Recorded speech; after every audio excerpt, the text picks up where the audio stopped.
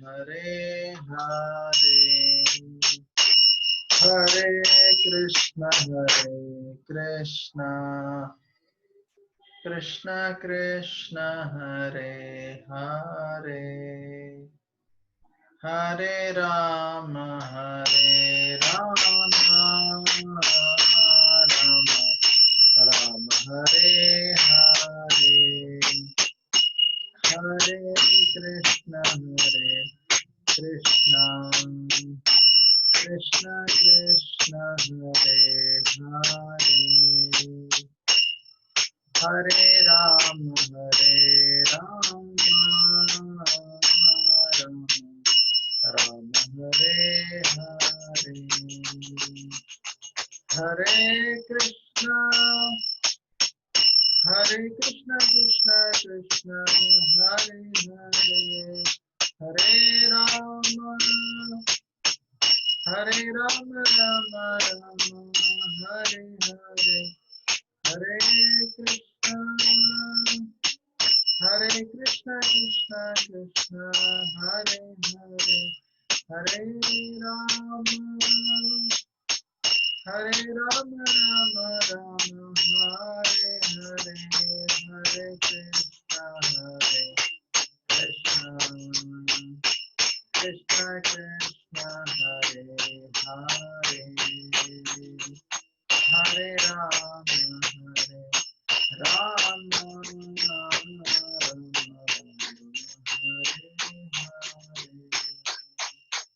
Hare Krishna, Krishna Krishna, Hare Hare, Hare Rama, Hare Hare,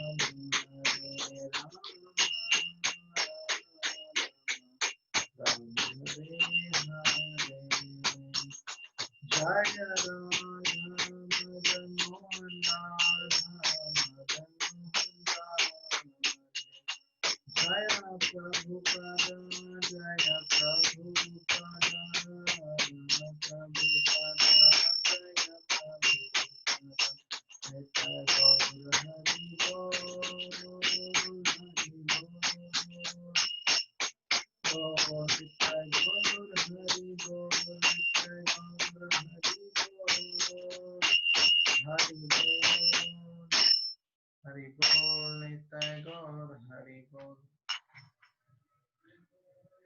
Om Namo Bhagavate Vasudevaya, Om Namo Bhagavate Vasudevaya, Om Namo Bhagavate Vasudevaya.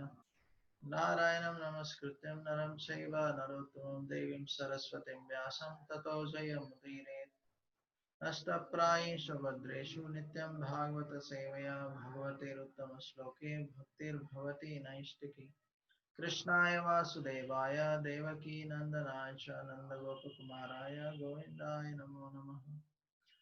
So we are continuing our discussion of Srimad Bhagavad Gita, the second chapter. The second chapter is named The Contents of Gita Summarized, text 11. So very soon the verses describing the nature of the soul are going to be explained here after this particular verse. So 11th verse we are going to discuss. Shri Bhagavan Uvacha Asochananmasocastvam Pragnavadamsha Vasase Gatasuna Gatasumcha Nanusochanti Pandita. So here Lord Krishna. So here we see Lord Krishna, he is not mentioned as Krishna is speaking or Sri Krishna Vacha. So every time whenever Krishna speaks, it is mentioned Sri Bhagavan Vacha. So Bhagavan means the person who has all the six opulences in full: beauty, wealth, fame, renunciation, knowledge, power, all these things. If someone has all these things in full, he is called Bhagavan.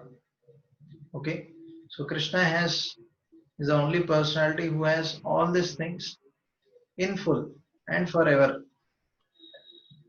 Mhm. So that is the speciality of Krishna. So we'll see now what Krishna is telling to Arjuna.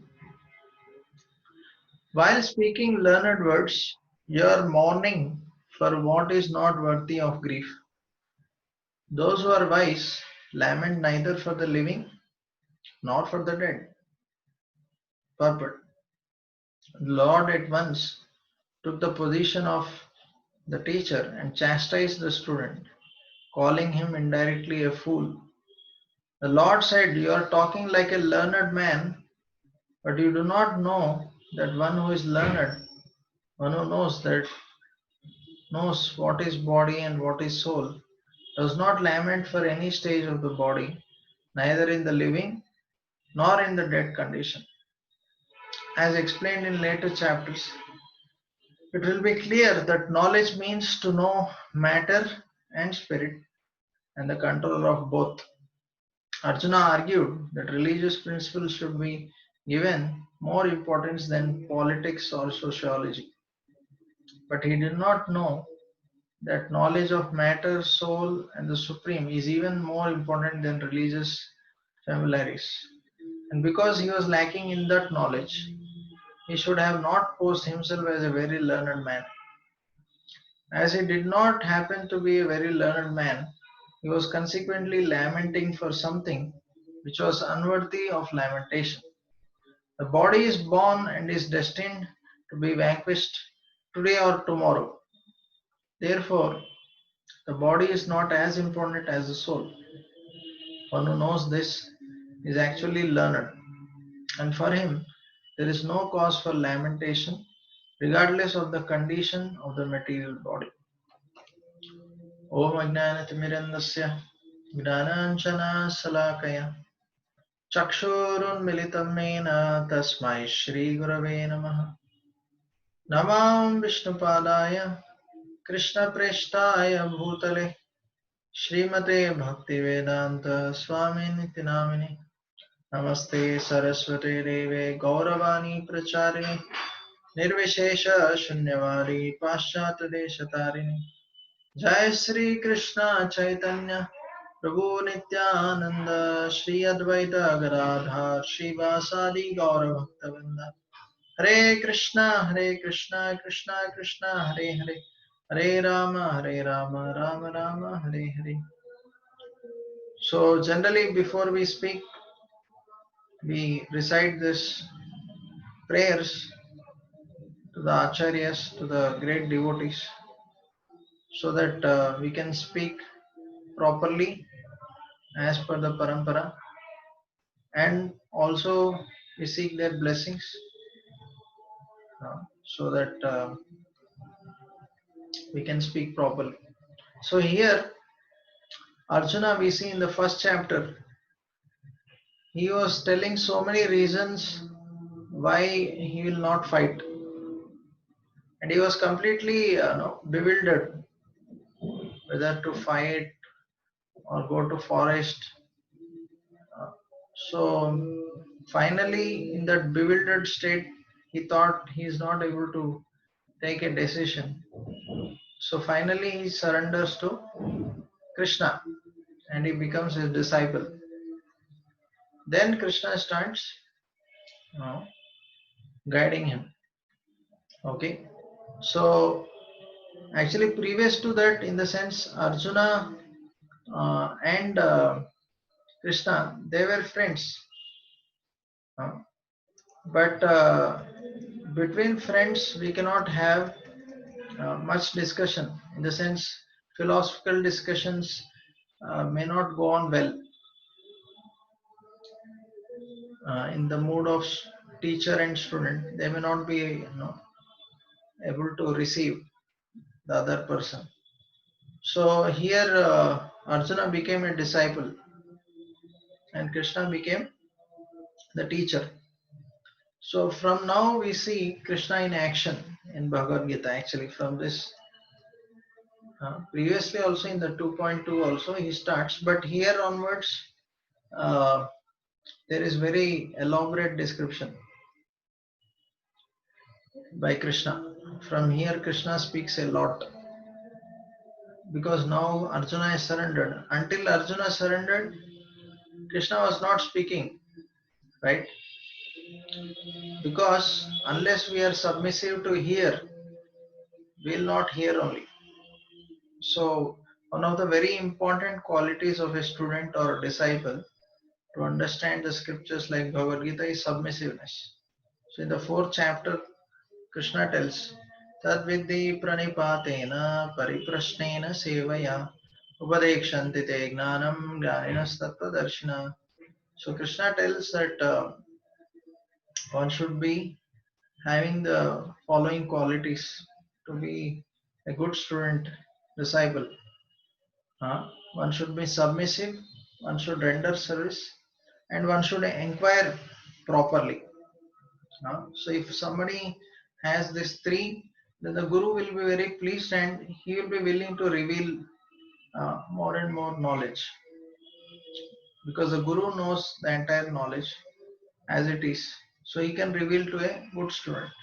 In general, also we see in the schools or colleges, uh, the teacher will be very happy with those students who are quite submissive, who are willing to do some service, who ask relevant questions, right?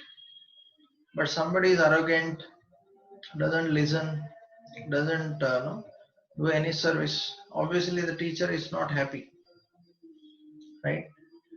So here Krishna is chastising Arjuna. Why? So because he is telling uh, that you are speaking as if you are a big uh,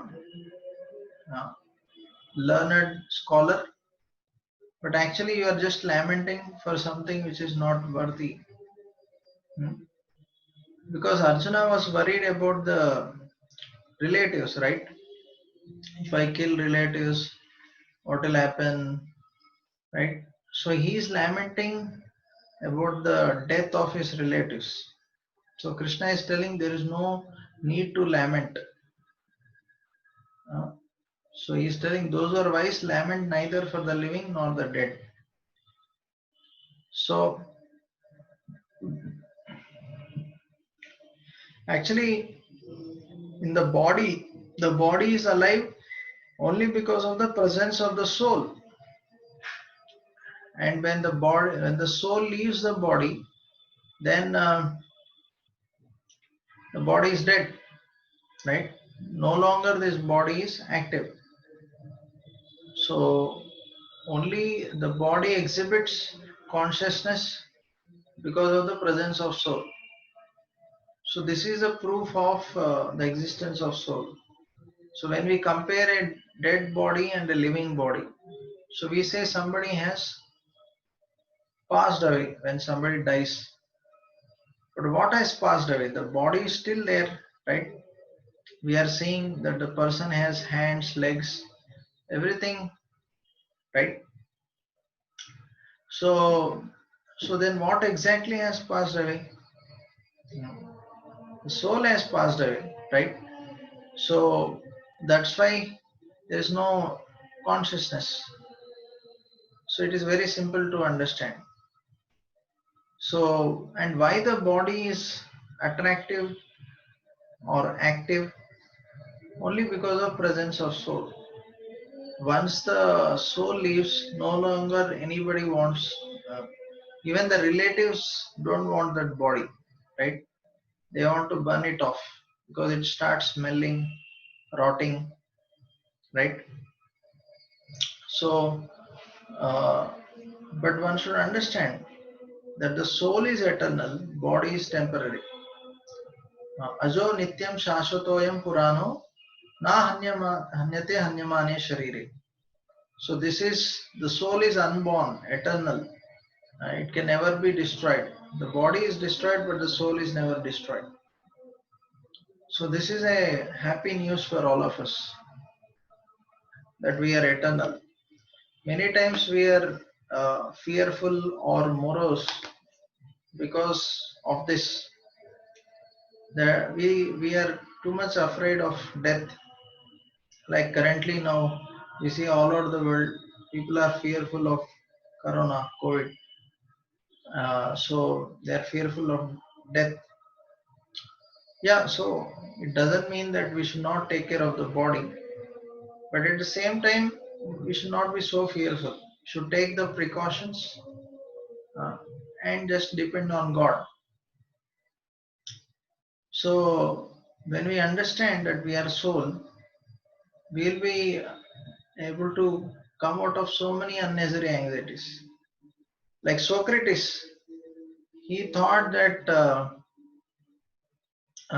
some envious people they wanted to kill him, so they gave him no, poison. They said, "You drink the poison." So he said, "How will you kill me? Hmm? I am soul. You people will never be able to kill me." So he was completely fearless. He was not at all in the bodily conception.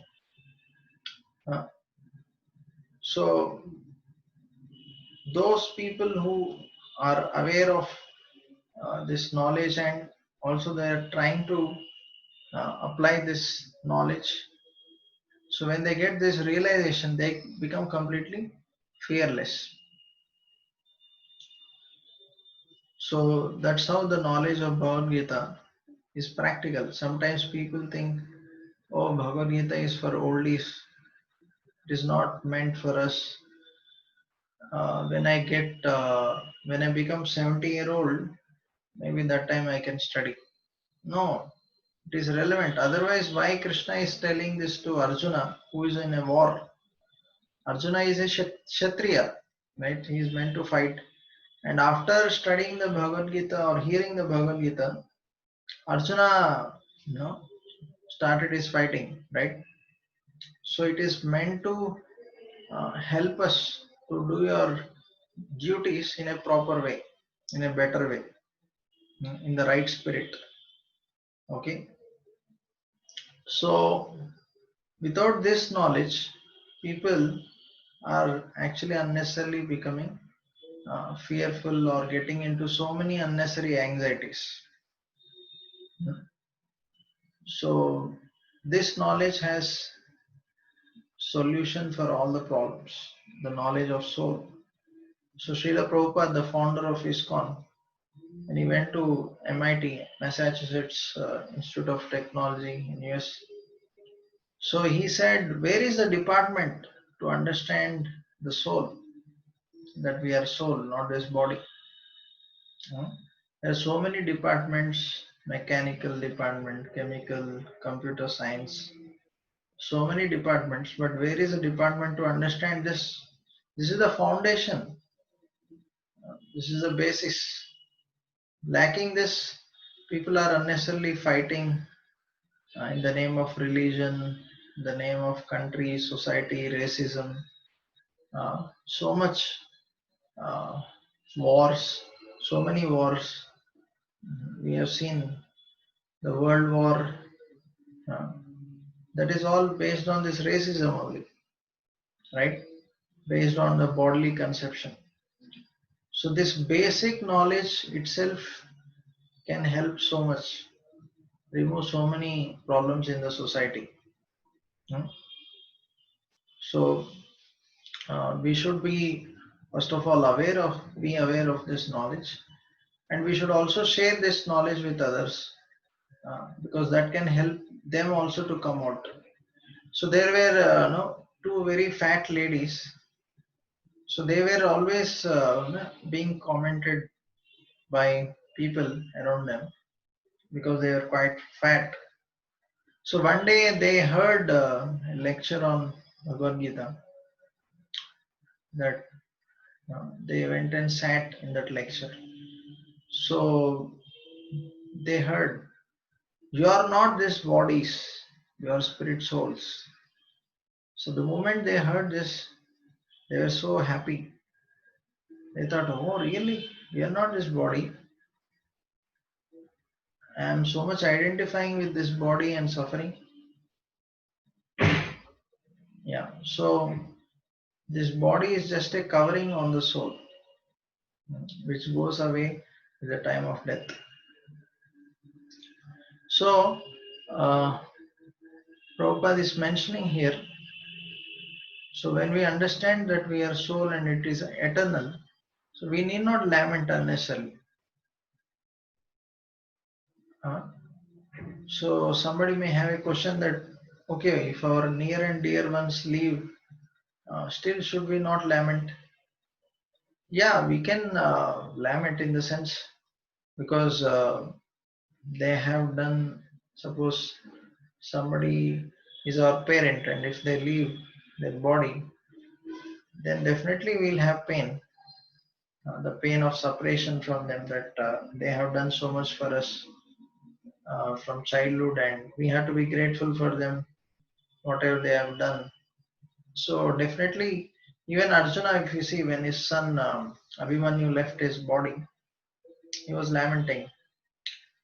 So yeah, but that lamentation should not lead to uh, lack of know, performing duties. Like Arjuna, even though he lamented, but we see next day he was so what do you call angry, and he fought so vigorously for the sake of establishing dharma, right? So that kind of, in the sense, the lamentation should not take us away from performing the prescribed duties. And here, Prabhupada is mentioning that what is actual knowledge. So, what is knowledge? Knowledge means to know matter and spirit and the controller of both. So, there is soul in this body, and the soul is covered by matter. What is that? There is subtle body and gross body. So, the gross body is the body which we see, his hands, legs, and all this body. But the subtle body cannot be seen, it can be experienced. Now we have the mind. Uh, so we all agree we have mind, but we may not be able to see it, but we can experience. So the subtle body has three things: mind, intelligence, and false ego. So these three things are covering the soul. Just like suppose a man is wearing a banyan on his body. So that banyan is like a uh, subtle body. On the banyan he is wearing a shirt. So that becomes the gross body, like that. So these are the things which are covering the soul. Hmm? And the Supreme Lord Krishna, he is the controller of both. We are not the controller of the soul and the body. Uh, Somebody may say, no, no, I am the controller of my body. No, we have very limited control. Because if you see in our own body, there are so many things happening, but we don't know also many things, right? What exactly is happening in our body, we are not aware totally. We have limited knowledge. Like suppose somebody eats food, uh, what all enzymes enter the food and how it gets digested. Lot of things are there. So somebody who studies, you know, medicine and all, they may have some idea, but even that also is limited, right? So many things are happening in our body. So and we are not in control of that totally. But the source or the person who made this body, he knows everything. Like suppose if you have a machine, so the person who made the machine, he has complete knowledge of the machine, right? So Krishna says yantra rudani maya. So he says, I made this body which is like a machine. Uh, through material nature. So he is the one who made this body. So he is having complete knowledge about this and he is in control of this. So that should be understood. And we see Arjuna was speaking so many things in the first chapter. Why he doesn't want to fight? He's giving so many reasons. But he is not understanding that this knowledge of soul, matter, and supreme, this is much more important than that. Uh, because those principles he is speaking based on his feelings, what he likes, what he doesn't like, what he thinks. But that is also based on his bodily conception. Because one should follow what God says or what the scriptures say, not what we like or what we want to do. Because we are imperfect uh, and our mind and senses are imperfect. So we cannot completely believe our mind and senses. So we have the four defects. What are those four defects? We have imperfect senses. Uh, so because of imperfect senses, we fall into illusion. And when we fall into illusion, we commit mistakes. And when we commit mistakes, we try to hide the mistakes. Now, suppose you are walking on a street and at long distance away, you may see somebody coming and you may think that, oh, this is so and so. But actually, he may be somebody else. But because we don't have proper, what you call vision, we don't have perfect vision, we can't exactly see. We have limited vision because of imperfect senses. So we fall into illusion and then we commit mistakes. So, but God is free from all mistakes because his senses are perfect. He never falls into illusion. So that should be understood. He is not like us. So when so God is perfect. So the knowledge which comes from God is also perfect. So when we follow the instructions given by God, then we also gradually become perfect. So Arjuna, lacking this knowledge, he was unnecessarily lamenting. So that's why Krishna is chastising him. You are acting as if you are a learned scholar, but you are just lamenting for something which is unworthy of lamentation. Uh, so this should help us to become detached when we understand the body is temporary. So in this world, we see that so many people become attached, materially attached to so many things of this world. But unfortunately, they fail to understand that everything is temporary, including this body. So unnecessarily developing attachment to the things of this world will only lead to suffering. So there is a nice story uh, of one king who actually was very materially attached.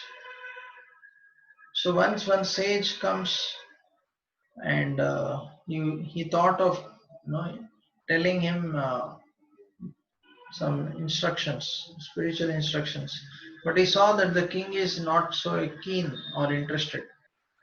So then he said to the king that the king actually asked, "O sage, what do you want? You want wealth, land, followers? I can give you anything, whatever you want." So then the sage said, "No, I don't want all these things. I want only one thing. I want one fool in your kingdom, and you tell him to go around the kingdom, and uh, you give him some salary." So the king was surprised. What kind of desire is this? Uh, he thought, okay. He said, "Okay, sage, I'll do it." So he called the soldiers and said, find out the most foolish fellow in our kingdom, give him a stick and tell him to go around and give him monthly salary. So time went by, the king became old and he was on the deathbed. So then the king wanted to meet all the people whom he knew.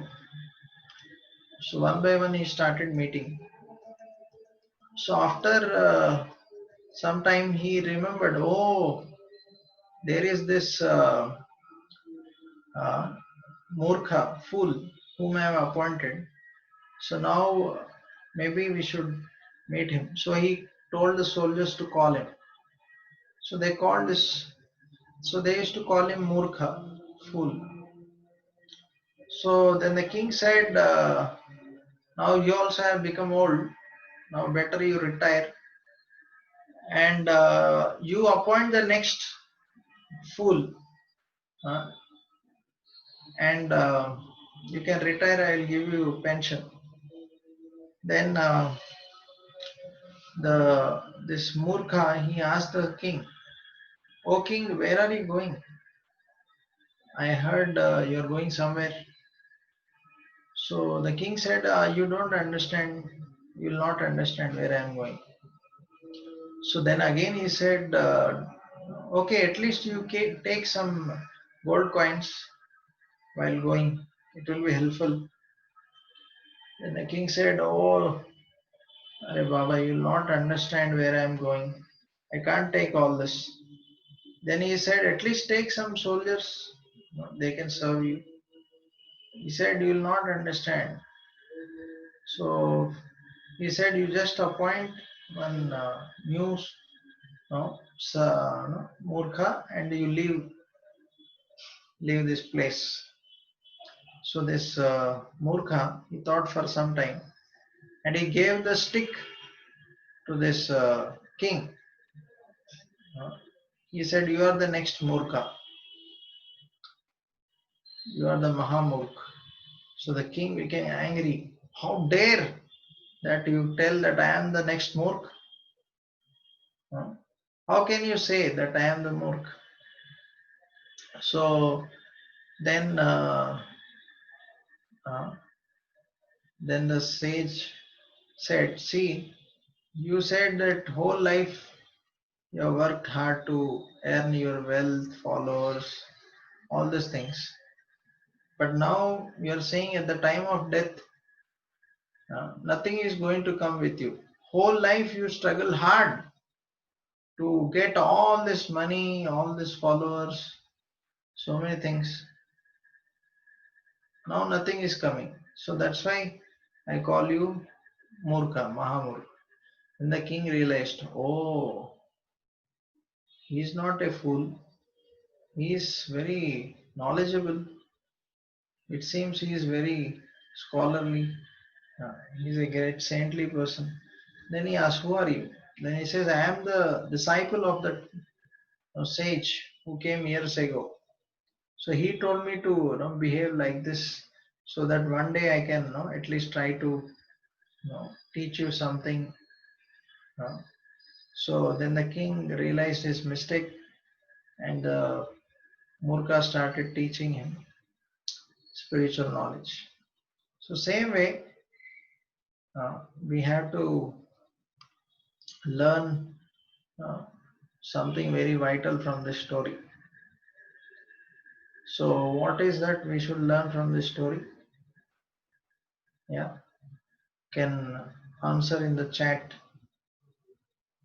There are some very important lessons which we have to learn from this story of Mahamurk.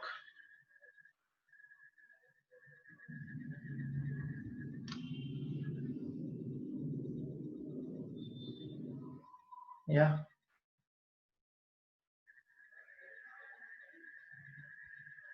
any lessons?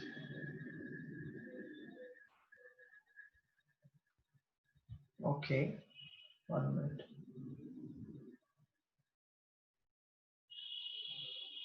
Okay, we should not wait till the end of life. Okay, correct. Wait for what?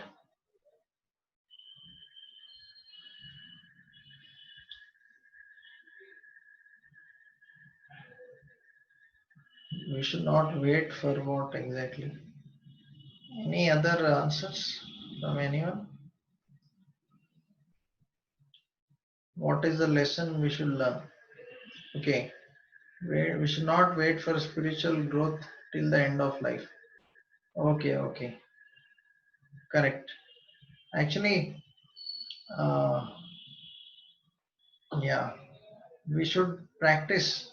Prahlad Maharaj says that Kaumaram Acharit program. Right from childhood, one should actually practice spiritual life because we never know when we will die. So we have to perfect our lives before death. Yeah.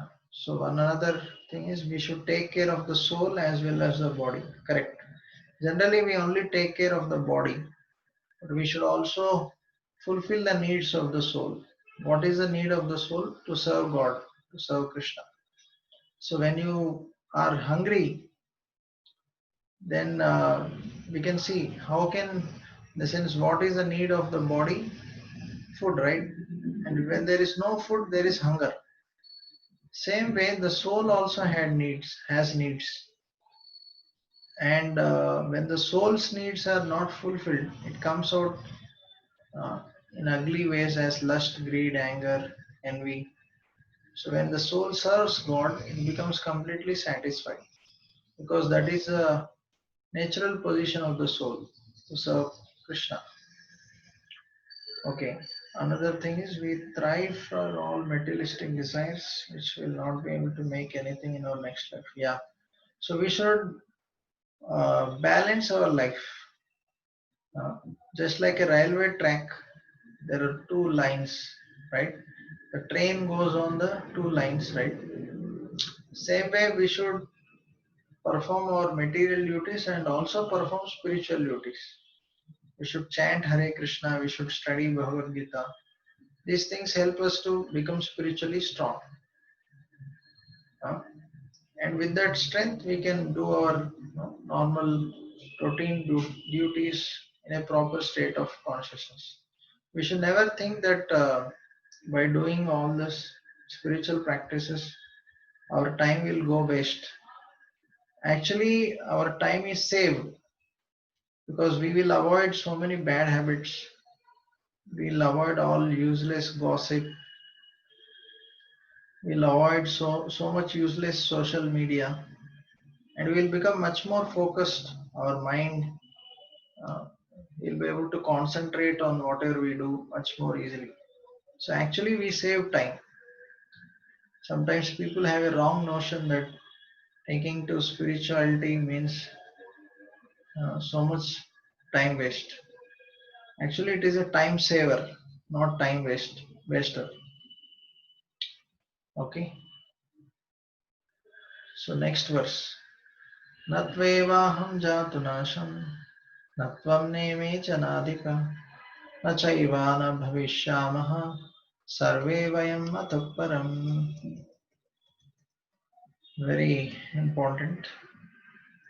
Never was there a time when I did not exist, nor you, nor all these kings, nor in the future shall any of us cease to be. Purport. In the Vedas, the Katha Upanishad as well as the Shvetashvara Upanishad, it is said the Supreme Personality Godhead is a maintainer of innumerable living entities in terms of their different situations according to individual work and reaction of work. That Supreme Personality of Godhead is also in his plenary portions, alive in the heart of every living entity. Only saintly persons who can see within and without the same Supreme Lord can actually attain to perfect and eternal peace. Nityo nityanam chetanas chetananam eko bahunan yo vidadati kaman.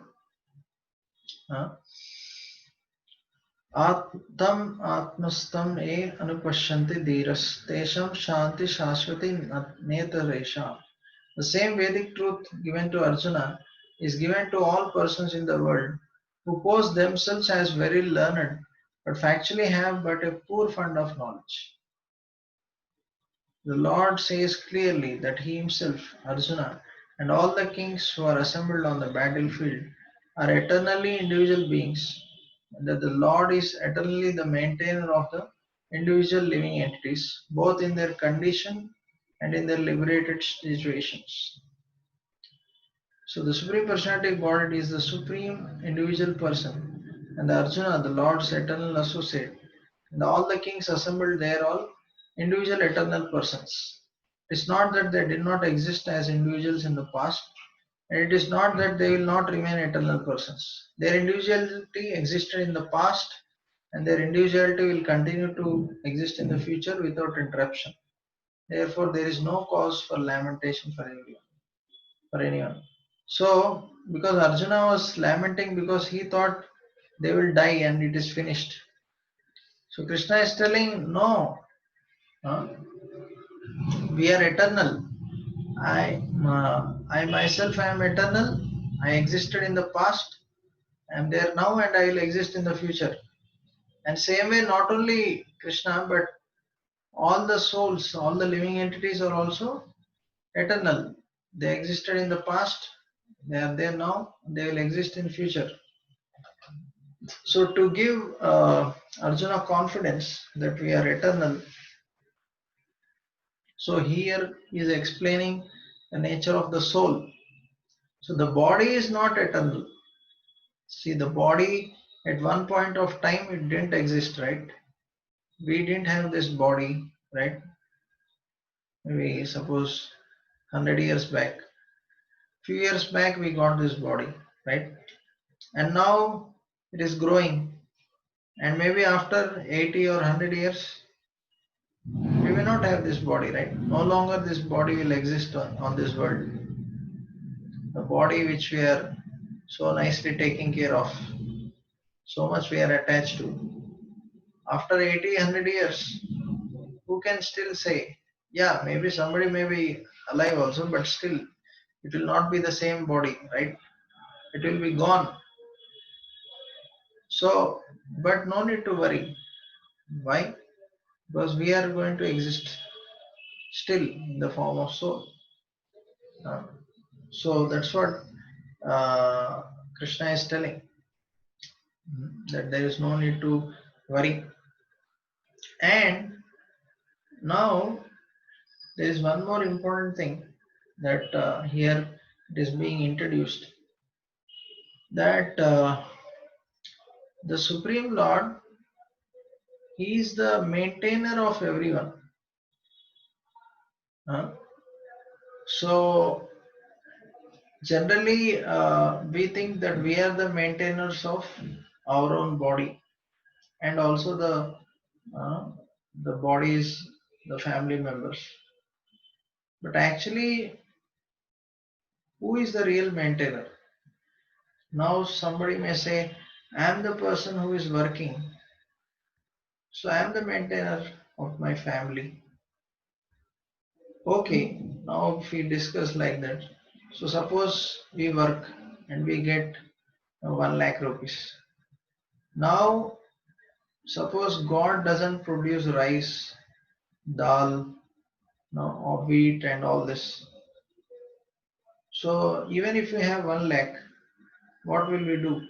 Will we eat those papers? Can we just eat nuts and bolts? We can't, right? We need, rice, dal, sabji, all this, right? We need to eat those things. But who is producing those things? We are not producing. So the real maintainer is God. And human beings are only one species. There are so many millions of other species existing. There are insects, birds, right? So many other types of living entities. Who is maintaining them? They are not working like us in the sense for salary and all. Who is maintaining them? Uh, there are elephants in African forest. They eat 40 kgs every day. So who is providing them that grass and everything? Right? It's the Supreme Lord. So we should not think that we are the maintainers. Actually, God is a maintainer of everyone. Whether you work or don't work, God is the one ultimately who is actually providing. So that doesn't mean that we should not work, but the point is we should understand how much we are dependent on God. At every second we are dependent. Hmm? If suppose God takes away the air, so in Bhagavad Gita it says, Bhumirapo nalo vayu kamano buddhi revacha ahankara ityame bhinna prakriti daspada. So he is saying that all the five gross elements, three subtle elements, all these are coming from me, Krishna is telling. Earth, water, fire, air, ether, intelligence, mind, and false ego. All these are coming from Krishna. They are not coming from us. So this body, everything you see around this world, it's actually coming from Krishna. He is the source of that. So this should be understood. uh, how much we are actually helplessly dependent on God. uh, Without His mercy, we cannot be alive for a few seconds also. And we should understand our helpless position. Sometimes we are very proud that about the scientific advancement. Uh, we have made laptops, we have made this, that, but ultimately all these things can't help in the basic needs, right? How much ever industrial advancement may be there, but that is not going to give us rice and all, or air, right? All these basic needs are coming from nature only. Scientific or industrial advancement only is increasing the luxuries, not the needs of people. That should be understood. So we are after the needs, not the luxuries. So the real maintainer is Krishna. So that conviction should come. And he is not only maintaining us, he is maintaining the entire world, all the living entities. Now, how much can we maintain? We may maintain one family, two families, and a few people, but can we maintain the living entities who exist on this world? All? It's not possible. So the Supreme Lord doesn't not only maintains this planet, but he is maintaining the living entities on all the planets in the spiritual world and in the material world also. So that is his greatness. huh? So that should be understood. He is not an ordinary person. Unfortunately, many people think that God is an ordinary person like us. No, he is not like that.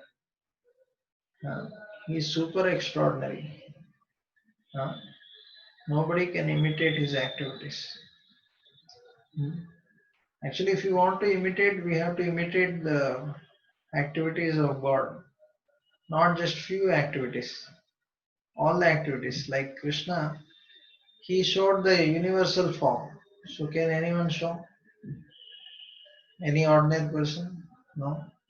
When he ate mitti, uh, once he saw his mother Yashoda, she saw the whole planets, universal systems, everything in his mouth. Now, if we open our mouth, nothing, right? Only bad smell. So that is the difference between God and us. So, uh, so that should be understood. And another thing which is important is that this Supreme Lord, He exists in our heart, in everyone's heart. Uh, right? This is another good news.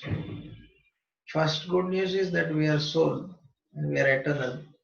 Another thing is that Supreme Lord who is there in the spiritual world, he is ready to exist in our heart as super soul, and he is ready to guide us if we seek his help sincerely. That, oh Krishna, oh God, I want to know you, I want to serve you more, I have to surrender to you more and more. Please guide me. Then surely he will guide us. Huh? He has been guiding us actually. The super soul, he exists along with the individual soul together. And as long as the soul doesn't look towards or surrender to the super soul, it doesn't help. In the sense, as long as we don't seek his guidance, he doesn't help us. Understand? But when we turn towards him and we seek his help, then surely God helps us. From his, from our heart, he is ready to, help us, guide us. So this should be understood. So uh, the same truth is given to Arjuna, the Vedic truth. It is given to all the people in the world. Uh, they think they are big scholars, but they don't have this basic knowledge. Uh, so Arjuna and all the kings in the battlefield, they are all also souls. They are all eternal. And the Lord is the only maintainer for everyone. Uh, and the individual kings, they are also eternal souls. So they were existing in the past, they will exist in the future also. So in future, it's not that they will not exist. They will continue to exist even after death. So this should be understood. Because sometimes people think after death, the soul will merge into some light, Brahman effulgence. This is wrong. The soul will continue to exist separately. It will never exist. Uh, it will never merge into some effulgence. Okay. So, any doubts anybody has? Otherwise, we will go ahead in some more discussion. Whatever we discussed until now, or in the past also, in general, if you have any doubts, you can ask. So that these concepts which we are discussing, these are very important. And if it is clear, then we can be properly situated. So I think nobody has doubts. Okay, so we'll go ahead in this discussion.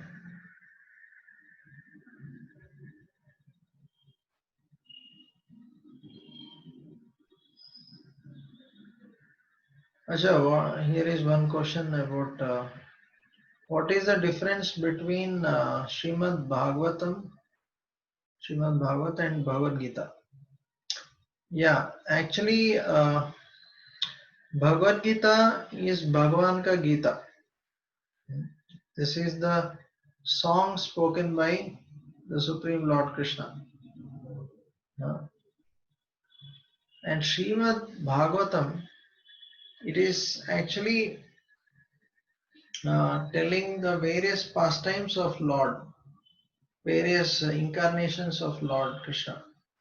So in the Srimad Bhagavatam, there are 12 cantos.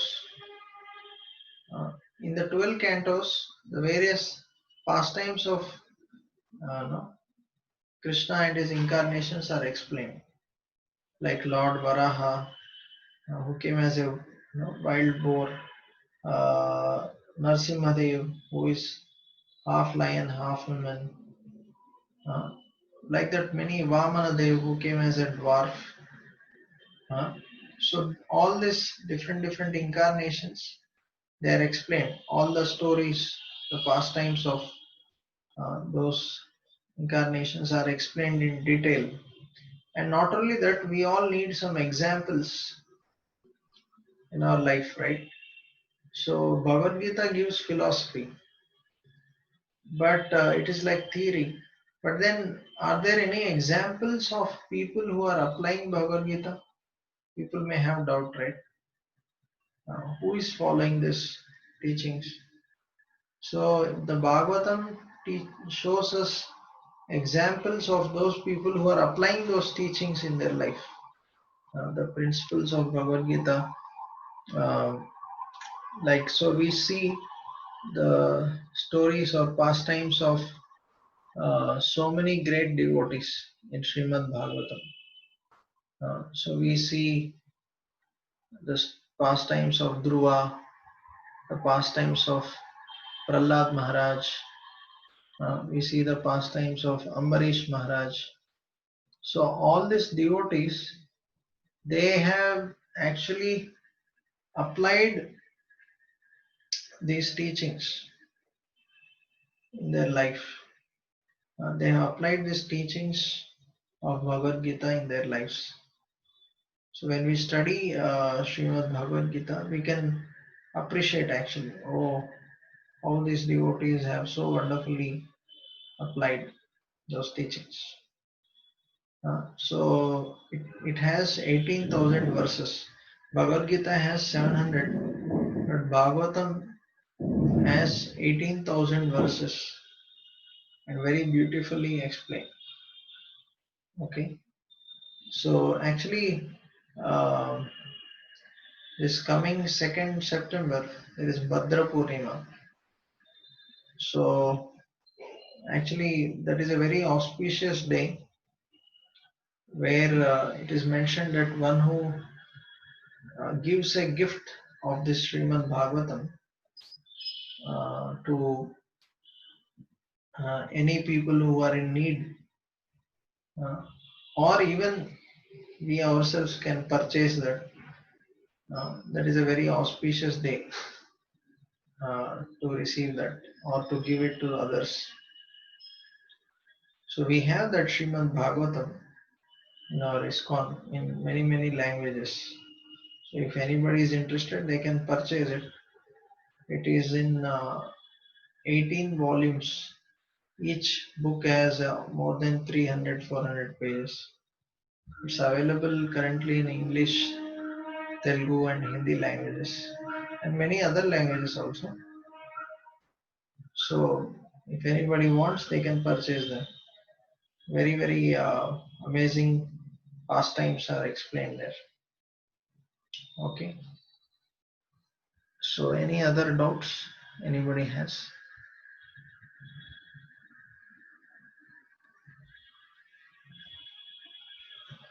How much time does it take to read all the cantos in Bhagavatam and Bhagavad Gita? Okay. Actually, it will take, depends on how much time you study. If you study whole day Bhagavatam, then it may take few months. But if you study once in a while, so depending on your availability. But the most beautiful thing is this Bhagavatam, like this. If you see the Bhagavad Gita which we are seeing, uh, we are studying, no, with word to word meaning is there, translation and also explanation. So same thing is explained in Bhagavatam. So when you study the Bhagavatam, you will see, you can actually have this thorough explanation of each verse. So Bhagavatam helps us to understand many concepts very clearly. Also, apart from that, apart from understanding the greatness of Supreme Lord and His devotees, there are many other things explained in Bhagavatam. Bhagavatam explains astrology, astronomy, so many other aspects. Uh, Even the science of how the child takes birth in the womb of mother, that is also there in third canto. The astronomy in the fifth canto, how this whole creation came, lot of details are given. You'll be shocked to see all the distances between different planets and how it functions. Lot of elaborate descriptions are given, and also how to deal with different situations in our life. We learn from these devotees. Very, very beautiful. huh? So we actually every day in temple we discuss Srimad Bhagavatam, one verse of Bhagavatam. So 1 hour per day I have to calculate, but it may take 2 years, no, maybe 3 years at least, 3 to 4 years if you study every day 1 hour. Okay, there is another question: how to consistently study Bhagavad Gita? Every day, if you study, we have to fix certain time in our day. We have to plan. It is said if you fail to plan, you plan to fail. So whether Bhagavad Gita or Bhagavatam, we have to plan, allot some time. Just like we don't forget to eat food, right? Uh, we are very alert. Okay, now 1 o'clock, I have to eat my lunch. Or we feel hungry. Same way our heart, our soul is also hungry for Krishna. So we have to fulfill the needs of the soul by chanting, by studying Bhagavad Gita. So it's the need. It cannot be avoided. If we avoid, we will only suffer.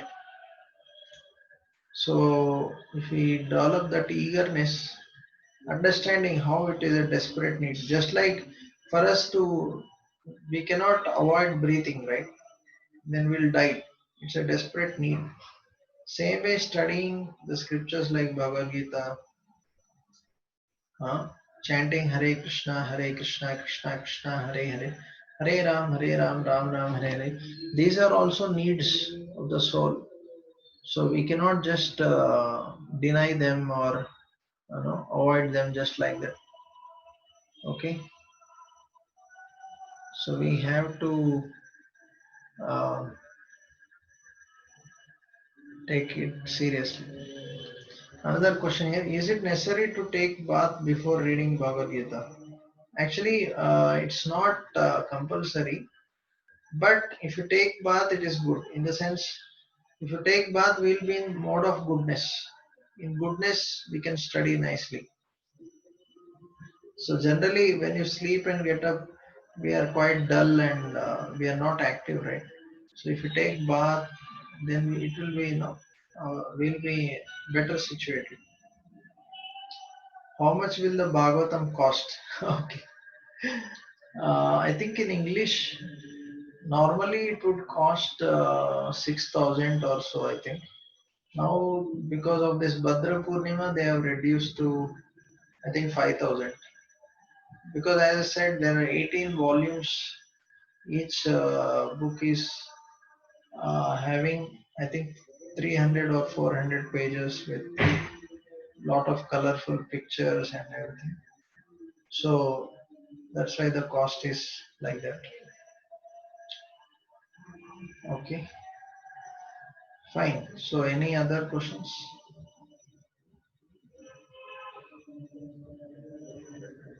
So if if you are interested to know more about this Bhagavatam, uh, maybe we'll contact you. We can give you a number.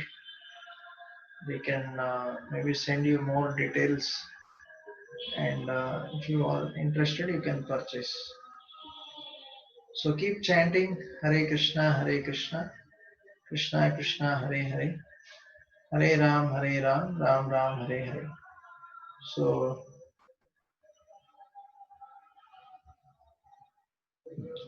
this will help you and everyone else.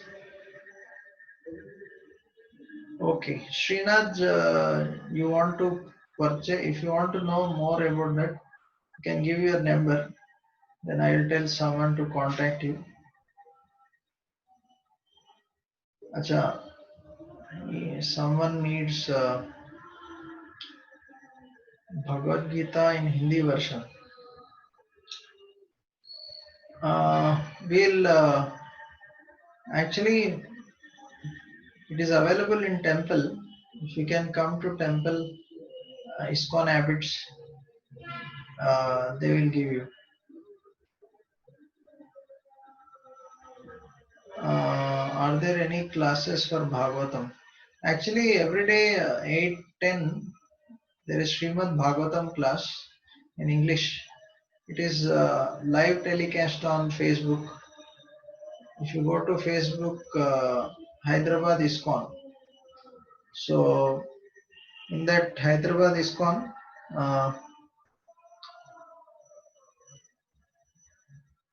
you will have live telecast. In the section of live telecast, you will get that. Okay. So every day this classes happen. Those who want to attend those, they can attend live telecast every day. Okay.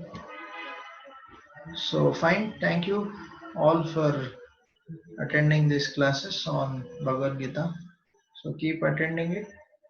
Surely it will help you and everyone. So share this with others so that if other people are also interested, they can join these classes. Anybody can join. There's no problem. Thank you. Hare Krishna. Hare Krishna, Hare Krishna, Krishna Krishna, Hare Hare, Hare Ram, Ram Ram, Hare Hare. Thank you very much. Srimad Bhagavad Gita ki jai. Srila Prabhupada ki jai. Samveda Gaura Bhakta Vrinda ki jai.